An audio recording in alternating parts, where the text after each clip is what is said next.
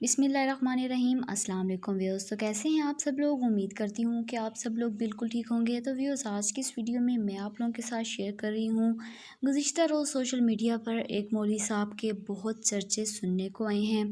ساتھ ہی ایک video social media پر viral ہوئی ہے جس میں دیکھا جا رہا ہے کہ کسی خاتون کا نکاح ہو رہا ہے۔ دلہن جب نکاح نامے پر دستخط کرتی ہے تو اس کے بعد مولوی صاحب دلہن کا منہ چومتے ہیں اور دلہن کو دعا دیتے ہیں۔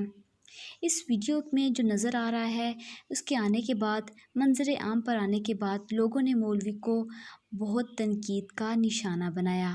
اس ویڈیو کی حقیقت کیا ہے وہ میں آج آپ لوگوں کو بتاؤں گی۔ اس ویڈیو کی حقیقت یہ ہے کہ جو مولوی دلہن کو بوسہ دے رہے ہیں وہ اس دلہن کے باپ ہیں اور اپنی بیوی کے پاس رجسٹر لے کر آتے ہیں نکاح نامے پر دستخط کروانے کے لیے۔